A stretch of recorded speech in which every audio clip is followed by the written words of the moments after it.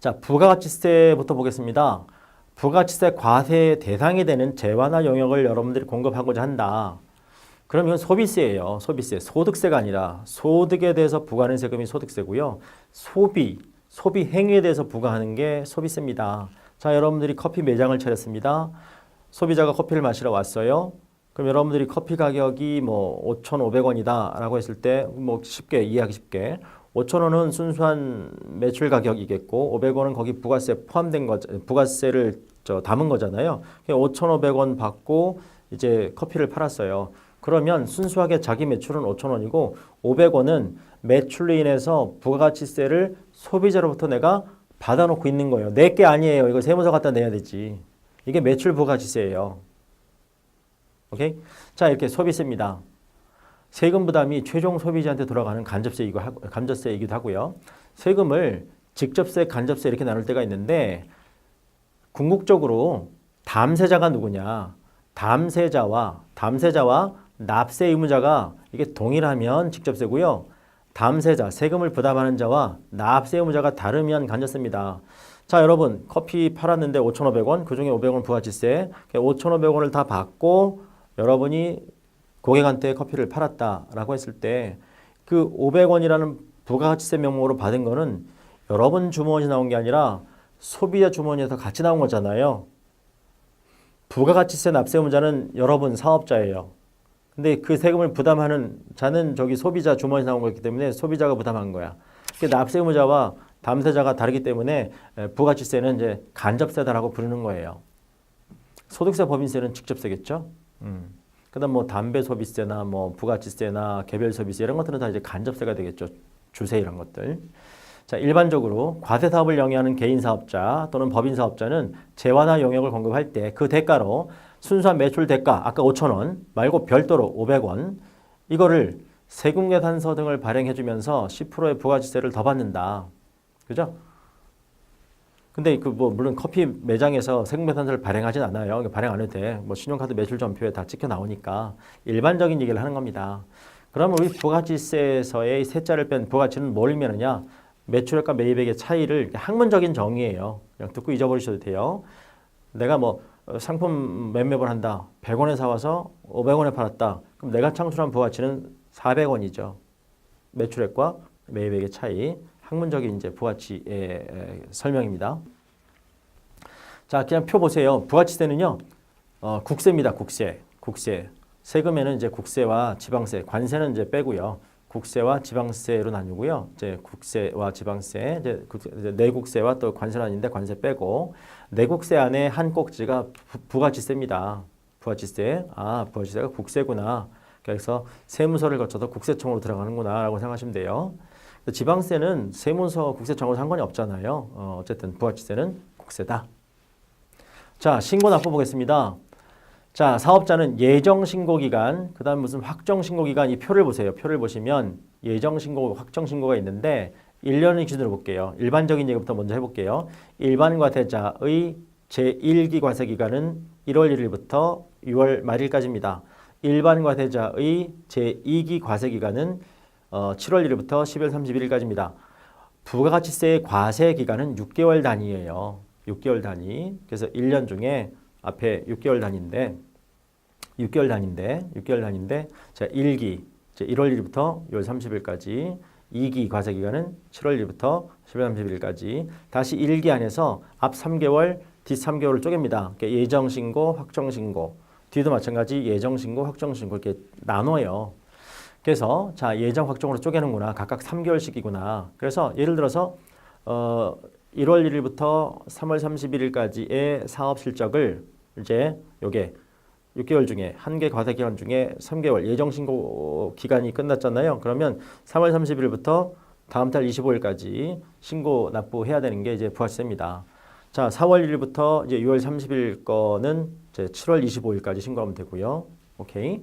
자, 사업자는 예정 신고 기간이 끝난 후 25일 이내에 각 예정 신고 기간에 대한 과세 표준과 납부세액을 납세지 관할 세무서장에게 예정 신고 납부하면 됩니다.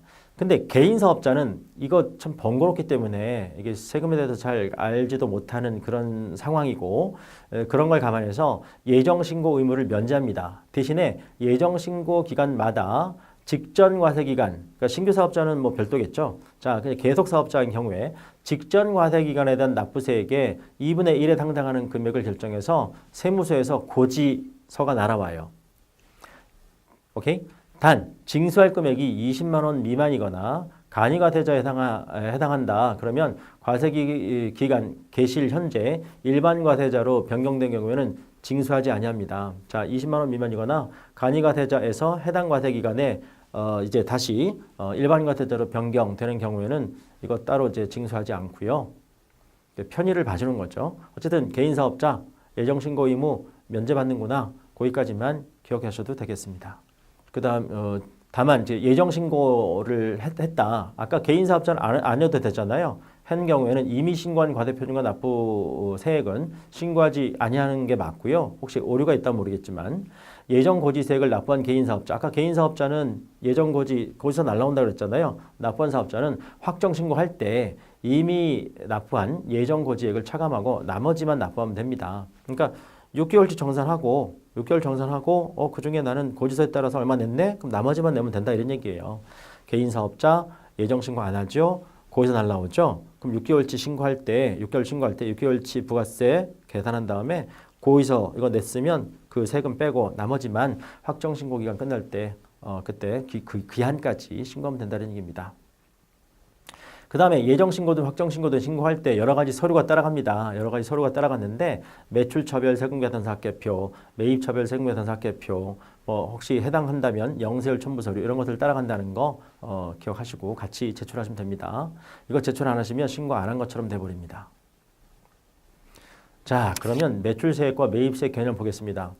자, 여러분 그 연필에다가 한번 써보세요. 과세표준 곱하기 10%는 매출세액. 자, 과세표준. 자, 일반 과세자 기준으로 일단 얘기해 볼게요. 과세표준 곱하기 10%는 매출세액. 여기서 빼기 매입세액 하면 이게 납부세액입니다. 일반적인 경우, 평이한 경우에 납부세액인데 그럼 매출세액이 뭐냐? 매출 부가지세라고도 하는데 매입세액 그냥 줄여서 실무적으로는 매출세액. 사업자가 재화나 용역을 판매하는 경우에 거래 상대방으로부터 부가세 명목으로 별도로 더 받아둔 거 있잖아요. 이게 매출세액입니다. 그 다음 매입세액 보세요. 사업자가 다른 사업자로부터 뭔가 매입을 해와. 재화나 용역을 매입을 해오는데 이때는 내가 사원 입장에서 내야 되겠죠. 저쪽 거래처한테 내야 되잖아. 그때 순수한 그 물건 가격 말고 별도로 더 내는 거. 이건 매입하면서 내가 부담한 매입세액입니다. 매입 부가지세라고 하죠. 그랬을 때 요 매출세액에서 매입세액을 뺀 요거를 이제 납부하는 겁니다. 전단계 세액공제법 요 용어 뭐 신경 쓰지 않으셔도 되고요.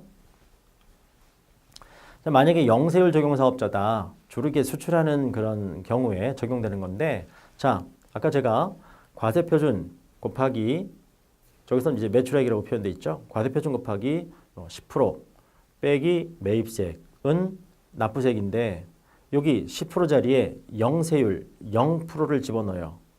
그럼 매출세액은 0이 돼요. 빼기 매입세액인데 매입세액은 발생한다? 그럼 이게 음수가 되겠죠. 이건 환급해져요. 이건 환급세액이라고 합니다.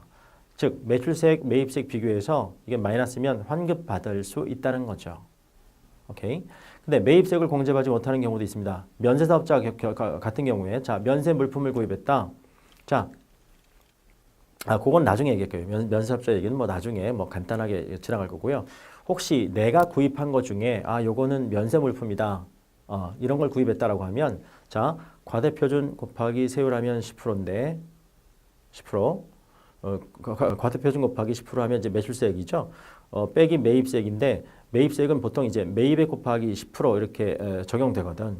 근데 여기다가 요거 자체를 인정 안 해주겠다는 얘기예요. 면세 물품 구입할 때는 야 매입세액 공제 안 해줘. 왜?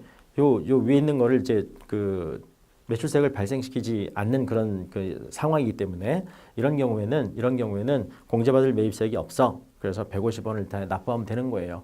이런 건 여러분들이 뭐 책을 활용해서 좀 더 깊게 공부하면 알 수 있는 거고요. 이 부분 잊어버리셔도 되는데 일단은 그 일반적인 과세 구조만 좀 기억하세요. 과세표준, 이제 공급가액이라고 하는 과세표준, 공급가액, 과세표준 곱하기 10%는 매출세액. 그 밑에서 매출세액 구한 다음에 매입세액을 빼면 납부세액. 이게 기본적인 부가치세 가장 기본적인 계산 구조다.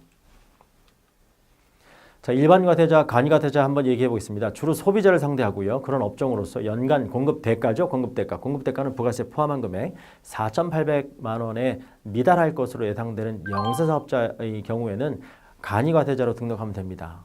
일반과세자와 이제 간이과세자를 간단하게 비교해 보면 직전 1년간 공급 대가가 4,800만 원 이상 또는 그 업종 자체가 간이과세를 적용받을 수 없는 이런 경우에는 일반과세자고요. 간이과세자는 개인만 해당하고 법인하고 상관없어요. 개인이면서 직전 1년간 공급 대가가 4,800만 원 미만. 그죠? 그 다음에 간이과세가 배조되는 업종에 해당하지 않는 이런 경우에는 이제 간이과세자로 등록할 수 있습니다. 그 계산 구조가 약간 달라요. 예를 들어서 뭐 매출세 구할 때도 일반과세자는 공급가액, 즉 과세표준 곱하기 10%인데 그 간이과세자 같은 경우에는 그 업종별 부가치세 부가가치율, 자 업종별 부가가치율 곱한 다음에 다시 10%를 곱한다는 거, 이런 차이가 있다는 거, 그런 차이에 대해서 한번 그냥 표를 통해서 정리해 두시고요. 그 다음에 세금계산서 발급을 할 수 있는 게 일반과세자고요. 간이과세자는 세금계산서를 발급할 수가 없습니다. 그 다음에 매입세액 같은 경우에도 일반과세자는 요건을 갖추면 전액 공제해 주는데 간이과세자는 본인이 부담한 매입세액에다가 업종별 부가치율을 곱해서 공제받을 수 있다는 거, 그런 차이가 있습니다. 일반과세자는 모든 업종에 적용 가능하고요. 간이과세자는 주로 이제 음식업 쪽하고 제조업 쪽에서만 발생할 수 있다. 그리고 또 하나 조심하실 거, 개인사업자가 매장이 여러 개다. 자, 사업장을 여러 개 보유하고 있다. 그중에 그 사업장 중에 하나라도 일반과세를 적용하는 사업장이 있으면 이제 간이과세를 적용받을 수 없고 일반과세를 적용해야 됩니다. 자, 신규 사업자 간이과세 적용 여부 중복되는 얘기라서 안 할게요. 그렇게 4,800만 원 공급 대가 기준으로 4,800만 원 안 되겠다 예상되면 간이과세 신고할 수 있다라는 거, 간이과세대로 신고할 수 있다라는 거, 그렇게만 정리해 두시고 중복되는 거니까 넘어가겠습니다. 자, 세금계산서. 세금계산서는요, 세금 영수증이라 생각하시면 돼요. 과세사업자가 발행할 수 있는 거고요. 재화나 용역을 공급할 때 그 공급과 관련된 부가치세를 상대방으로부터 거래 증수하고 그 거래 사실하고 거래 내용, 이걸 증명하기 위해서 공급받는 자에게 상대방이죠, 발급해 주는 세금 영수증을 세금계산서라고 합니다. 세금계산서 정확하게 주고받아야 하고요. 이거 주고받지 않으면 가산세를 물게 됩니다. 근데 세금계산서에는요, 여러 가지 쓰는 난이 있는데 이것만큼은 꼭 써줘야 돼요. 안 그러면 이게 정당한 세금계산서로 인정을 못 받습니다. 그럼 이것만큼은 꼭 써줘야 되는데 그걸 뭐라고 하느냐? 필요적 기재사항 또는 필수적 기재사항이라고 합니다. 그 내용 박스에 보시면 자, 공급자의 등록번호, 성명, 명칭, 그 다음 공급받는 자는 등록번호만 하면 됩니다. 공급받는 자의 뭐 성명이나 명칭은 없어도 됩니다. 그 다음 공급가액, 그 다음 부가치세가 얼마인데 작성 연월일, 이 연월이 중요해요. 그래야 이게 예정신고분 어느 과세기간분인지 이게 예정신고분인지 확정신고분인지 알 수 있기 때문에 연월일 아주 중요합니다. 작성 연월일. 이 네 가지를 이제 필요적 기재사항이라고 부릅니다. 세금계산서 기능입니다. 세금계산서는 매출세액, 매입세액 등을 계산하는 등, 자, 이걸 계산할 수 있고요. 부가가치세 과세 자료로서 매우 중요한 의미를 가져요. 그 다음에 이걸 또 참고로 소득세와 법인세 과세 자료로도 사용됩니다. 오케이? 그 다음에 또한 거래에 대한 영수증 또는 송장, 인보이스, 청구서 이런 역할도 수행할 수 있습니다. 공급자가 세금계산서를 발행함으로써 공급받는 상대방에게, 공급받는 자에게 부가세를 전가시키는 역할을 해줄 수 있어요. 이거 순수하게 매간 얼마고 부가세 얼마인데 내가 너한테 이걸 받아서 내가 낼게. 네가 소비하는 거잖아. 내가 소비세이기 때문에. 자, 그래서 공급받는 자는 거래 징수당한 부가치세를 신고하는 때 매입세액으로 공제받을 수 있습니다. 근데 저 거래 상대방이 야, 이거 나도 최종 소비자 아닌데? 그럼 이걸 원재료로 해서 뭔가 새로운 걸 만들어내서 다른 제3자한테도 판다? 그럼 그 사람도 그 상대방한테 부가치세를 거래 징수할 수 있습니다. 어쨌든 최종 소비자가 부담하는 게 맞으니까요. 세금계산서 발급 의무자는 납세 의무자로서 등록한 사업자가 되겠고요. 부가치세법상의 그 사업자가 아닌 면세사업자는 부가가치세가 면제된다 이런 얘기입니다. 모든 세금이 면제되는 게 아니라 부가가치세가 면제된다. 이런 면세사업자는 소득세법, 개인사업자 같은 경우에는 소득세법 또는 법인사업자 같은 경우에는 법인세법 상의 납세 의무자이므로 부가가치세 상의 납세 의무는 없습니다. 그래서 세금계산서를 발행할 수가 없다는 얘기입니다. 세금계산서 양식을 볼게요. 그러니까 저건 종이 세금계산서인데요. 요새는 다 거의 다 대부분 이제 전자세금계산서 쪽으로 가고 있잖아요. 전자세금계산서 양식도 저 양식과 이제 똑같아요. 똑같은데 저렇게 세금계산서 양식이구나. 빨간색이 있고 파란색이 있구나.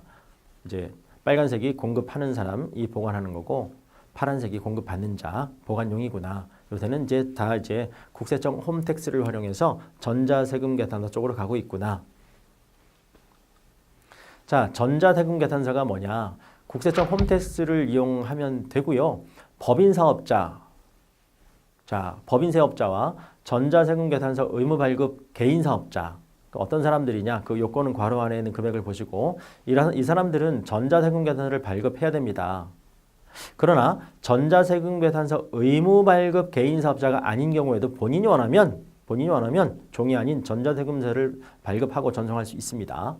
그 다음에 수입할 때 수입세금계산서가 발생하는데요. 세관장이 발행하는 겁니다. 세관장은 수입되는 재화에 대해서 부가가치세를 징수할 때 수입된 재화에 대한 수입세금계산서를 세금계산서 발급에 관한 규정에 준용해서 수입하는 자에게 발급해야 합니다. 그 다음에 여기선 소개하지 않았지만 부가가치세 과세 대상은요. 자, 보통 게 재화 용역이죠. 보통 그 부가가치세 과세 대상이 되는 재화, 부가가치세 과세 대상이 되는 용역이 이제 부가가치세 과세 대상이 될 거고요.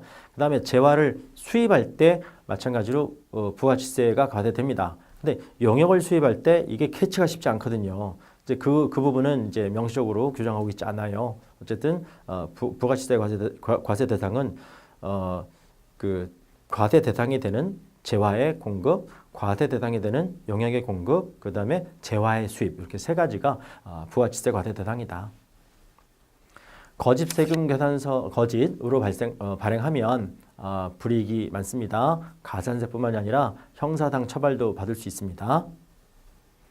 세금계산서 합계표도 같이 제출해줘야 돼요.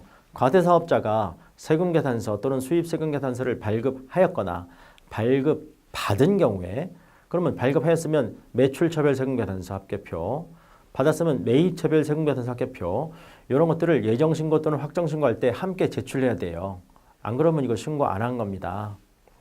자, 그 다음에 예정신고를 한 사업자가 각 예정신고와 함께 매출 매입처별세금계산서 합계표를 제출하지 못하는 경우에는 해당 예정신고 기간이 속하는 과세기간의 확정신고할 때 함께 제출할 수는 있습니다. 날짜는 개인적으로 확인하시고요. 자, 납세지, 주사업장 총괄납부제도 이런 거에 대해서 살펴보겠습니다. 부가가치세 납세지는 원칙적으로 사업장별로 과세되는 게 부가가치세이기 때문에 각 사업장별로 사업자 등록을 따로 하셔야 돼요. 내가 사업장이 여러 개다. 그럼 따로따로 사업자 등록을 하셔야 돼요. 각 사업장별 세금계산서를 발행하고 수취하셔야 되고요. 그 다음에 신고납부도 사업장별로 하셔야 돼요. 야, 근데 이거 귀찮다. 그러면 이제 이렇게 생각할 수도 있죠. 그 중에 메인이 되는 주사업장을 하나 골라라. 주사업장 총괄 그 한 군데에서 납부만 할 수 있게 해주는 제도가 있습니다. 이게 주사업장 총괄 납부제도입니다. 근데 부가가치세는요, 신고와 납부를 해야 되는데 보통 신고하면서 납부도 보통 하거든요. 근데 신고와 납부 이 중에 이 주사업장 총괄 납부제도는 신고는 따로따로 해야 되고요. 납부만 한 곳에서 한다는 겁니다. 납부. 그래서 주사업장 총괄 납부제도입니다. 사업장이 둘 이상인 법인사업자 또는 개인사업자가 주된 사업장을 딱 지정을 해요. 그래서 관할 세무서장한테 신청을 해요. 나 여기를 주사업장으로 하겠습니다. 납부를 이 한 군데서 하겠습니다. 이렇게 할 수 있다는 얘기고요. 납부 또는 환급. 납부할 금액이 마이너스면 환급받는 거죠. 이 납부의 총괄이므로 납부 말고 다른 의무는 사업장별로 여전히 해야 됩니다. 자, 기존 사업자는 총괄 납부하려는 과세기간 개실 전에 이제 20일 전에 신청하면 되고요. 신규 사업자는 주된 사업장에 사업자 등록을 받은 날로부터 20일 내에 신청하시면 되고요. 그럼 주사업장은 어디가 될 수 있냐? 법인은 본점 또는 지점 중 선택할 수 있어요. 근데 개인은 메인 주사무소만 할 수 있어요. 네, 이번에는 사업자 단위 과세 제도를 보겠습니다. 아까 주사업장 그 총괄납부제도는 납부만 주사업장에서 한꺼번에 한다는 거고요.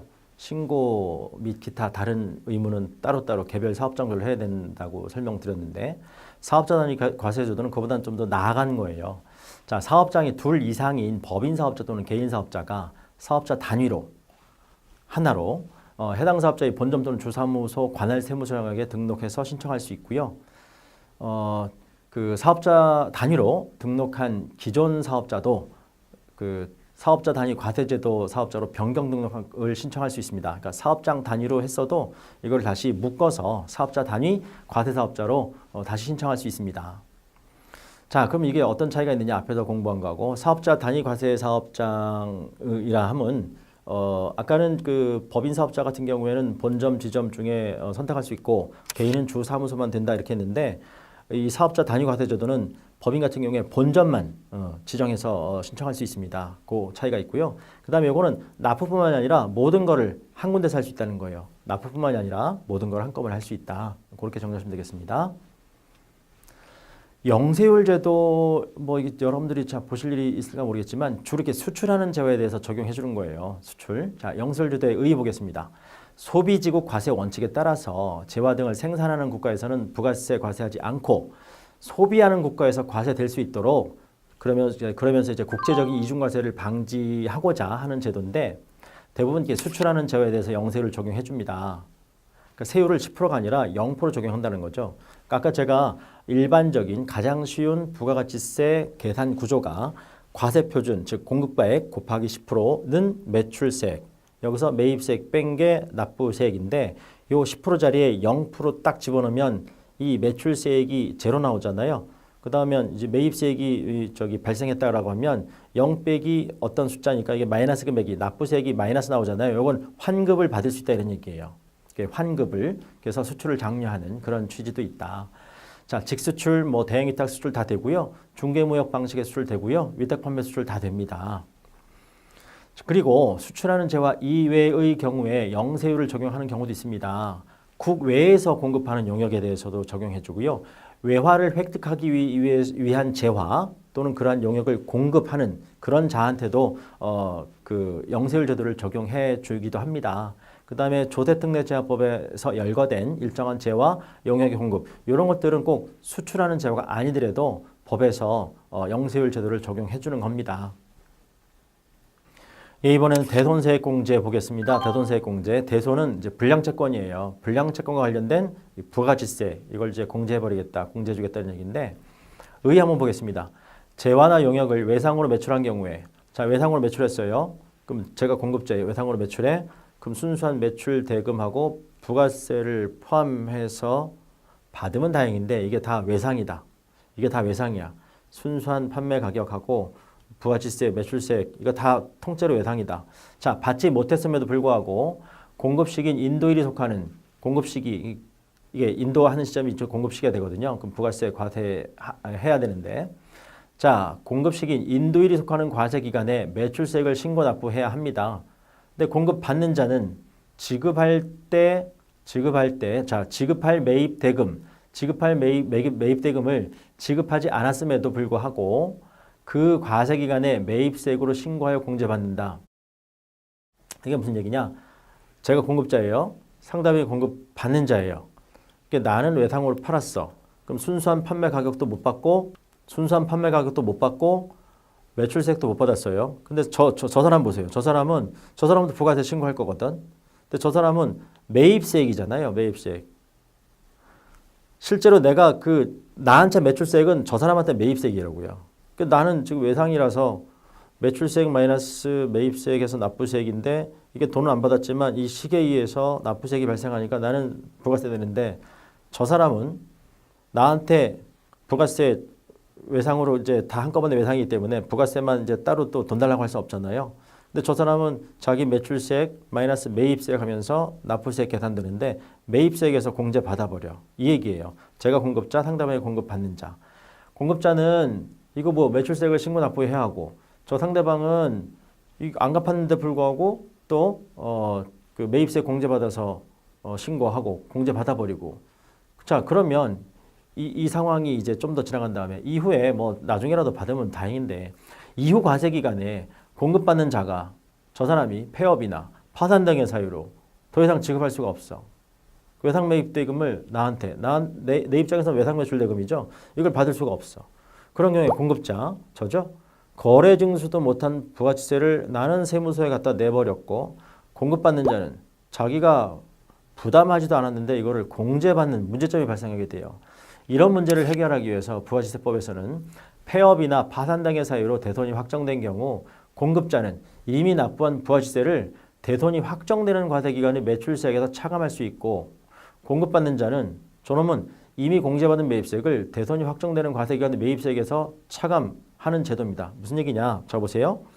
부가세의 가장 기본적인 계산 구조가 공급가액 즉 과세표준 곱하기 10%는 매출세액이에요. 이 매출세액에서 빼주겠다 이런 얘기야.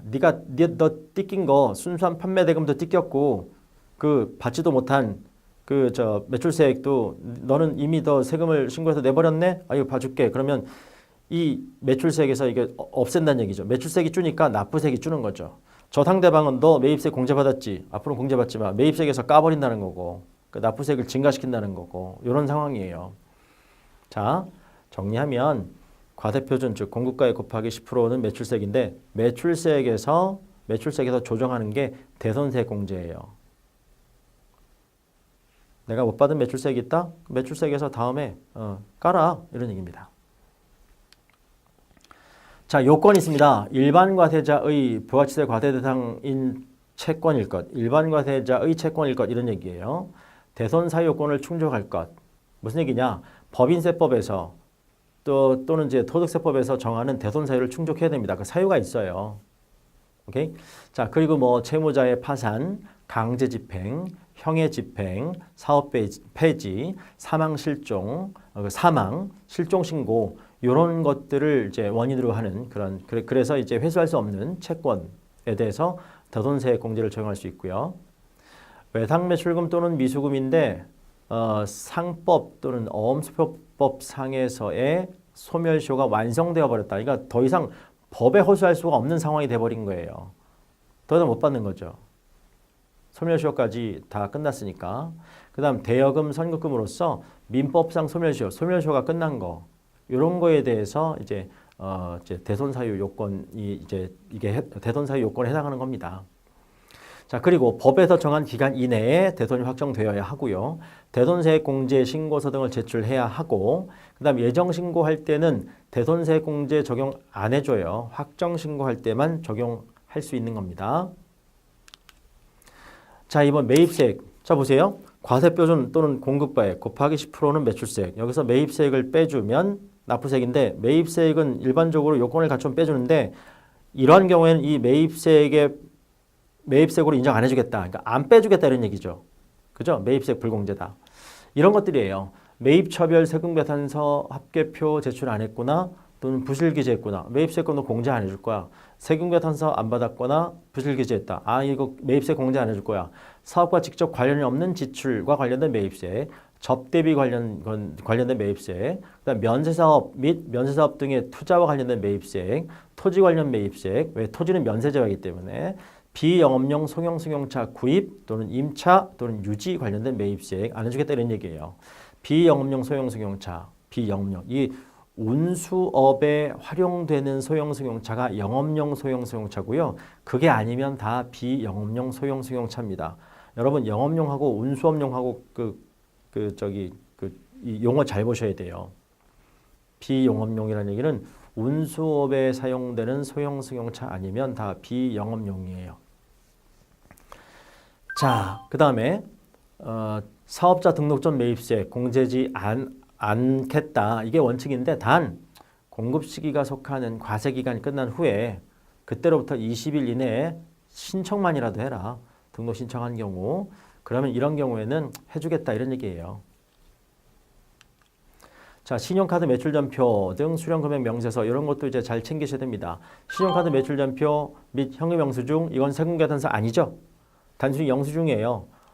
법에서는 그냥 영수증으로 봐요. 근데 이런 것들을 이제 세금계산서 비슷하게 인정해 주는 때도 있다. 자, 이를 발급받아도 매입세액으로 공제되지 않는 것이 원칙인데 그러나 현행 부가세법에서는 일정한 요건을 갖춘 세금 계산서와 동일한 효과가 발행하게 되는 걸 인정하면 즉 이러한 신용카드 매출전표 또는 현금 영수증이라 할지라도 일정한 요건만 갖추면 세금 계산서와 동일한 과세 효과가 발생할 수 있으므로 매입세 공제 받을 수 있다 이런 얘기입니다.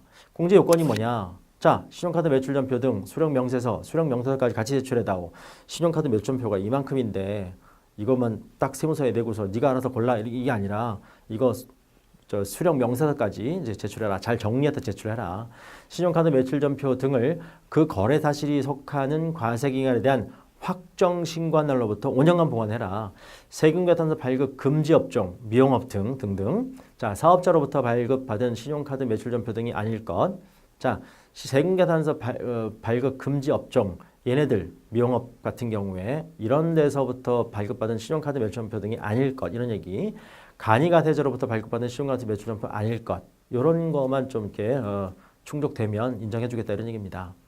자, 세금계산서를 발급받고 신용카드로 대금결제 시 신고하는 방법. 이거 뭐야? 세금계산서도 발급받고 신용카드로 결제했다? 이중으로 하면 안 되죠. 세금계산서에 의한 매입세고로 신고해야 한다 이런 얘기예요. 이중으로는 인정 안 해주겠다. 세금계산서 및 신용카드 매출 전표에 의한 매입세액이 이중으로 공제되게 신고하면 안 된다. 자, 의제 매입세액 공제액입니다. 의제 매입세액 공제 이거는 뭐냐면 의제주겠다, 간주해주겠다 이런 의미입니다. 의제 간주해주겠다, 매입세액으로 봐주겠다. 어떤 상황이냐 하면 음식점업을 많이 떠올려 보세요. 음식점. 거기서 뭐 농축수, 임산물을 사다가 가공해서 과세가 되는 음식을 팔거든요. 자, 나 음식업을 하는 과세사업자다. 자, 부가세를 면제받아 공급받은 자, 농축수, 임산물 대부분이 1차 가공까지만 된 거일 경우에 또는 미가공된 거일 경우에 이런 경우에는 다 이게 면세예요. 면세니까 부가세 부담이 없었겠죠. 이거를 그럼 나는 매입세 부담을 안 했다는 얘기잖아요. 이걸 사다가 원재료 삼아서 음식을 만들어냈는데 이게 과세되는 거다. 이런 경우에 뭔가 좀 억울하다는 생각이 들거든요. 자, 그런 경우에는 자, 과대사업자가 요건 보세요. 요건 과대사업자가 부가세를 면제받아 공급받은 농축수 임산물 이런 걸 사다가 원재료를 이걸 원재료로 해서 뭔가 제조 가공한 재화 또는 창출한 용역 이런 것들이 있는데 이런 것들을 공급할 때 이건 과세가 돼 버려. 이런 경우에 실제로 내가 부담한 부가치세 매입세액은 없어요. 그거 자체가 이제 면세 품목이니까. 근데 그 면세 농산물 등의 가액에 일정액 법에서 정한 일정액 있어요. 뭐 100 몇 분의 몇 이런 식으로 그 일정액에 해당하는 금액을 매입세액 빼줄 때 같이 빼주는 거예요. 이게 의제 매입세액 공제입니다. 의제 매입세액 공제. 적용 요건 보세요. 첫 번째, 내가 과대 사업을 영위하는 사업자여야 되고 내가 공급받는 거, 그러니까 내가 사오는 게 면세 농산물 요거 등을 원재료로 해서 제조 가공을 해. 근데 이 내놓는 이 재화 용역이 과세가 돼. 이럴 때 적용받을 수 있는 겁니다. 그래서 이 밑에 이 의제 매입세액 공제를 적용받을 때는 뭔가 막 제출하라고 이런 것들 제출하면 됩니다라고 하는데 그건 뭐 나중에 필요할 때 혼자 보시고요. 아무튼 요 의제 매입세액 공제도 심심치 않게 많이 여러분한테 적용될 수 있는 거기 때문에 눈여겨 받으시는 게 좋아요. 내가 매입세 부담한 거 없지만 의제해 주겠다 이런 겁니다.